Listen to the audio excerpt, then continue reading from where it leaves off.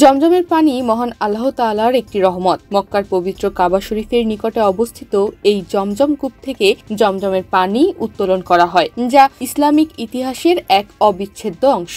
ইসলাম ধর্মাবলম্বীদের বিশ্বাস অনুযায়ী মহান আল্লাহর নির্দেশে ফেরেশতা জিবরাইল আলাইহিসসালাম পবিত্র জমজম কূপটি উন্মুক্ত করেছিলেন হযরত ইসমাইল আলাইহিসসালাম ও তার মা হাজেরা আলাইহিসসালামের তৃষ্ণা মেটানোর জন্য।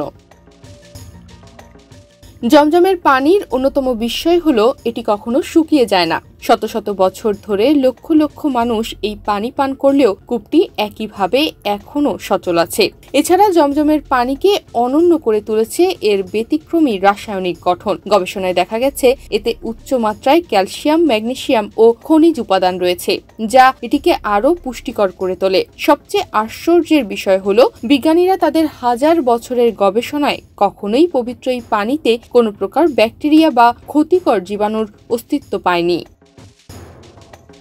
এবার পবিত্র রমজান মাসে সেই জমজমের পানি পানে কঠোর নির্দেশনা দিয়ে সৌদি আরব জানিয়েছে, জমজমের পানি শুধুমাত্র পান করার জন্যই সংরক্ষিত, তবে অজু করার জন্য নয়। রমজান মাসে মুসল্লি ও উমরা পালনকারীদের ভিড় সামাল দিতে গ্র্যান্ড মসজিদ ও মসজিদে নববীর বিষয় দেখভালের দায়িত্বপ্রাপ্ত সাধারণ কর্তৃপক্ষ গ্র্যান্ড মসজিদ জুড়ে 20,000 জমজমের পানির পাত্র স্থাপন করেছেন। এর মাধ্যমে পবিত্র পানির সহজ প্রাপ্যতা নিশ্চিত করার পাশাপাশি পরিষ্কার পরিচ্ছন্নতা ও শৃঙ্খলা বজায় রাখা সহজ হবে।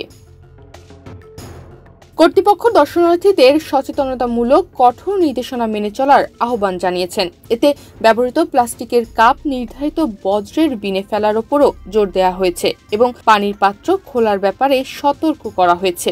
এসব ব্যবস্থা পরিচ্ছন্নতা রক্ষা ও মুসল্লিদের জন্য নির্বিঘ্ন ইবাদত নিশ্চিত করার লক্ষ্যে নেওয়া হয়েছে।